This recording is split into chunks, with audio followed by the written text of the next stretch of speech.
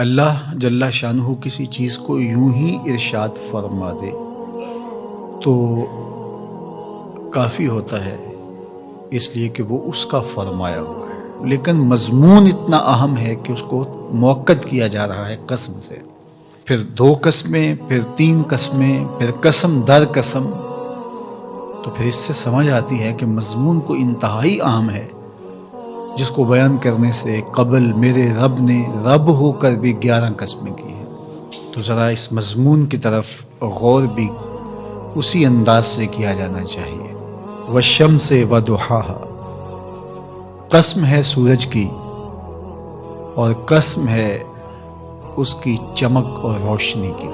یہ کتنے گنا بڑا ہے زمین سے اور روشنیاں بانٹتا ہے، لیکن مجال ہے کہ اس کے حکم سے کبھی اس نے سرتابی کی ہو، اپنے مقررہ وقت سے ہٹ کے کبھی یہ طلوع ہوا ہو، کبھی غروب ہونے میں اس نے دیر کر دی ہو، تو کہا جب اتنا بڑا روشنیوں کا جہاں ہو کے رب کے حکم کا پابند ہے تو یا مشت خاک تو رب کے حکم کو کیوں نہیں مانے گا۔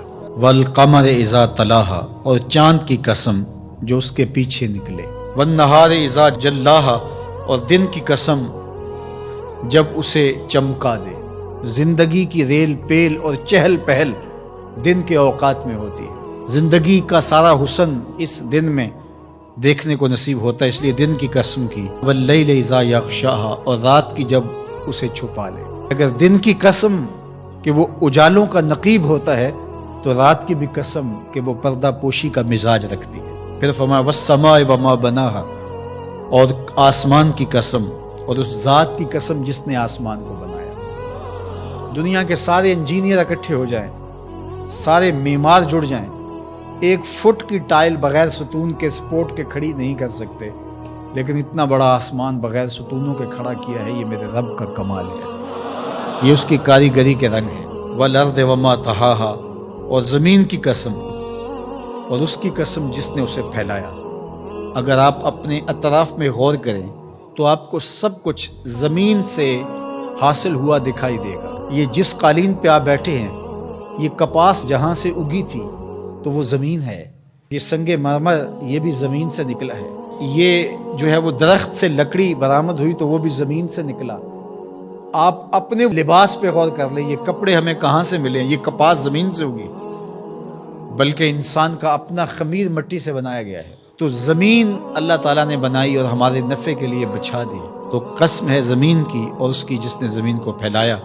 وَنَفْسٍ وَمَا سَوَّاهَا، اور قسم ہے نفس کی، جان کی، اور اس کی جس نے اس کے اعضاء کو توازن بخشا، حسن دیا، برابر کیا۔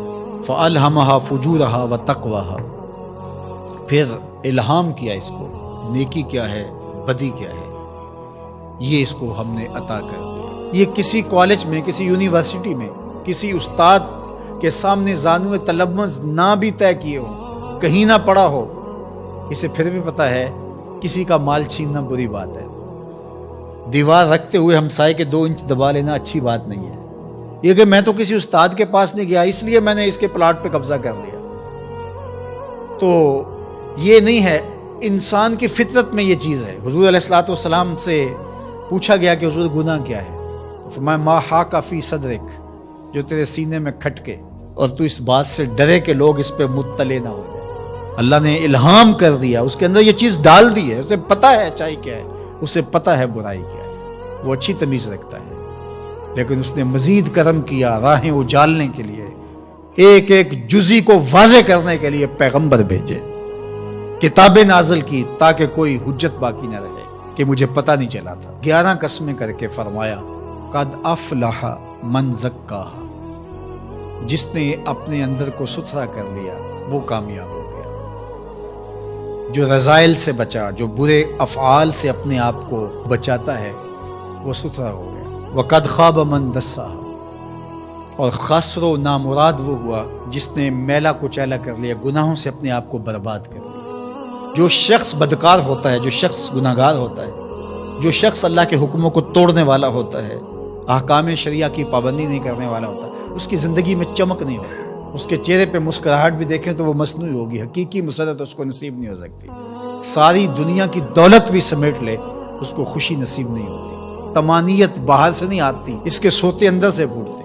الا بذکر اللہ تطمئن القلوب کا سن لو، تمہارے دلوں کا قرار اللہ کے ذکر میں لکھا ہوا ہے. تو اللہ جل شانہ نے اس سورہ شمس کے اندر 11 قسمیں کر کے اس بہت بڑی حقیقت کو بتایا کہ تمہیں اچھائی اور برائی دونوں کا پتہ ہے.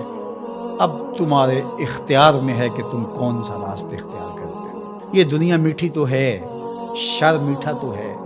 حضور نے صاف فرمایا حجبت الجنت بالمکارہ وحجبت النار بالشہوات. جنت مشکل کے پردوں میں لپیٹی گئی ہے اور جہنم شہوتوں کے پردے میں لپیٹی گئی ہے. اب تو نے کس راستے کو اختیار کرنا ہے، یہ تیرا اختیار ہے. سورہ شمس پکار پکار کے، ایک نہیں دو نہیں 11 قسمیں کر کے کہہ رہی ہے کہ سیدھی راہ پہ آ جاؤ، اللہ کی رحمتوں کے حقدار ہو جاؤ گے.